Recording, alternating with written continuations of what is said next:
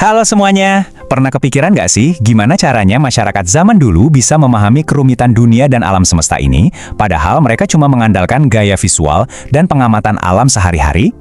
Nah, di sesi eksplorasi kali ini, kita bakal menyelami satu kerangka pemikiran kuno yang menurut saya benar-benar memukau, yaitu Wuxing.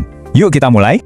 Buat gambarannya, ini agenda yang bakal kita bahas. Kita mulai dari pengantar Wuxing, terus membedah kelima unsur utamanya, melihat gimana korelasi antara alam dan tubuh kita, lanjut ke siklus fisiologis yang sehat, dan terakhir, apa yang terjadi kalau siklusnya berubah jadi patologis dan merusak. Oke, kita masuk ke bagian pertama, pengantar Wuxing. Kita tarik mundur sedikit ya ke sejarahnya, biar tahu kenapa sistem ini sampai diciptakan. Jadi gini, nenek moyang Tiongkok kuno itu punya ketajaman observasi visual yang luar biasa banget. Mereka sadar kalau fenomena alam itu terlalu dinamis kalau cuma dijelaskan pakai konsep biner hitam putih. Teori yin dan yang aja ternyata nggak cukup buat memetakan semuanya. Makanya pada era Zhangguo, mereka mengembangkan sebuah sistem baru yang lebih kompleks untuk mengkategorikan realitas visual yang mereka lihat sehari-hari. Dan inilah hasil observasi itu. 5 unsur fundamental yang mungkin udah sering kita dengar. Kayu, api, tanah, logam, dan air. Kelima kategori inilah yang bakal jadi fondasi kognitif kita. Ibaratnya ini tuh lensa utama yang bakal kita pakai buat melihat cara kerja alam semesta, sekaligus cara kerja tubuh kita sendiri. Lanjut ke bagian kedua, 5 unsur utama. Sekarang kita coba bedah nih, apa sih karakteristik unik dari masing-masing elemen ini? Nah, satu hal yang perlu banget diperjelas dari awal, unsur-unsur ini bukan berarti materi fisik sungguhan loh.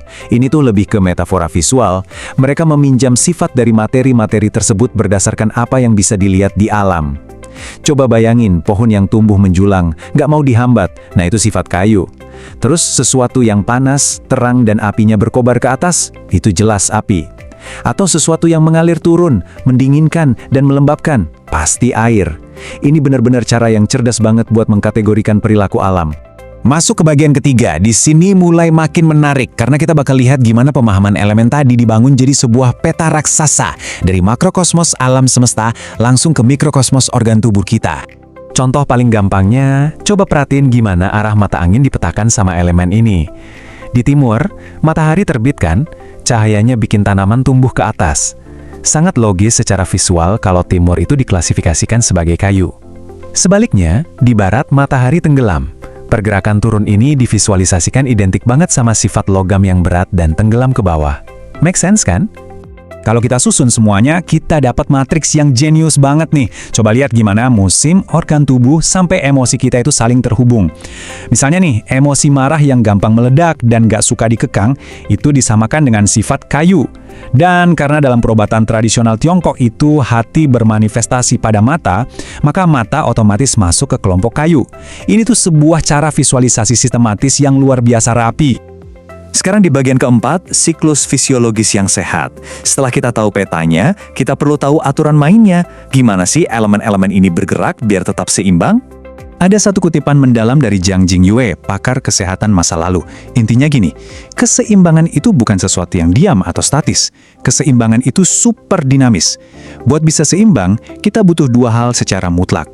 Penciptaan biar sistemnya terus tumbuh, dan pembatasan biar tumbuhnya nggak berlebihan dan malah membahayakan. Konsep pertama adalah siklus Sheng atau siklus saling menghidupi. Ini tuh kayak hubungan ibu dan anak. Bayangin secara visual, kayu yang terbakar itu ngasih makan api. Sisa api jadi debu yang menyuburkan tanah. Jauh di dalam tekanan tanah terbentuklah logam. Logam yang dingin bikin embun atau air, dan air itu pada akhirnya dipakai buat menyirami kayu lagi. Ini benar-benar siklus penciptaan yang muter terus, sempurna banget. Tapi ingat, pertumbuhan yang kebablasan itu resep menuju bencana. Disinilah siklus kepi atau pengekangan turun tangan. Ini ibarat jaring pengaman alam. Air harus membatasi api biar nggak kebakaran. Tanah mengekang air biar nggak banjir. Dan akar kayu mengikat tanah biar nggak longsor. Jaringan kontrol yang saling silang inilah yang nahan semuanya biar tetap harmonis. Tapi gimana kalau sistem ini rusak? Nah, di bagian kelima ini kita masuk ke siklus patologis yang merusak. Kita bakal lihat apa yang terjadi kalau keseimbangan yang dinamis tadi berantakan. Ada 2 skenario kegagalan sistem yang penting banget buat kita bedain. Pertama itu penindasan atau overacting. Ini terjadi kalau elemen pengontrolnya kelewat kuat, sampai benar-benar meremukkan elemen di bawahnya. Terus yang kedua, dan ini menurut saya lebih unik, itu penghinaan atau insulting. Ini kondisi di mana elemen yang seharusnya dikontrol justru memberontak karena si pengontrolnya lagi lemah banget. Biar kebayang, mari kita visualisasikan. Kita ambil contoh siklus penghinaan antara api dan air. Normalnya, air kan tugasnya memadamkan api. Tapi coba dibayangin gimana kalau apinya lagi gede banget membara gila-gilaan, sementara airnya cuma sedikit atau lagi lemah. Apa yang terjadi? Airnya nggak akan sanggup memadamkan si api. Yang ada malah sebaliknya, hierarkinya berbalik. Api yang terlalu ganas itu malah mendidihkan dan menguapkan si air sampai habis nggak bersisa. Analogi visual lainnya yang nggak kalah keren itu antara kayu dan logam. Aturan main normalnya, logam memotong kayu. Tapi bayangin kalau kamu punya pedang logam yang udah tumpul, tipis, berkarat pula. Terus pedang itu kamu ayunin sekuat tenaga ke batang pohon mahoni yang super tebal. Apakah kayunya bakal kepotong? Nggak mungkin kan? Justru kayunya melakukan pengekangan balik dan bikin pedang logam kamu patah jadi dua. Siklusnya benar-benar diputar balikan. Dan ini bagian paling serem sekaligus menakjubkan dari sistem wuxing. Ketidakseimbangan itu sifatnya menular, kayak efek domino.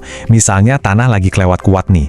Dia nggak cuma bakal menindas dan menghancurkan air, tapi dia juga punya cukup kekuatan buat balik ngelawan elemen yang harusnya mengontrol dia, yaitu kayu. Satu kegagalan kecil aja di satu titik itu bisa ngerusak harmonis seluruh sistem. Jadi, kita udah sama-sama lihat ya gimana nenek moyang kita pakai observasi visual mereka yang tajam untuk memetakan alam semesta dan tubuh manusia ke dalam kerangka wuxing ini. Kita belajar kalau keseimbangan itu bukan berarti diam seribu bahasa, melainkan tarian yang dinamis antara saling menghidupi dan saling membatasi. Nah, sebagai penutup, saya mau ngajak Anda mikir sejenak. Dari dinamika cipta dan kendali yang udah kita bahas tadi, kira-kira gimana sih cara Anda menerapkannya untuk menyeimbangkan kesehatan fisik dan emosional Anda sendiri di zaman modern ini? Coba direnungkan dan sampai jumpa di eksplorasi materi kita selanjutnya.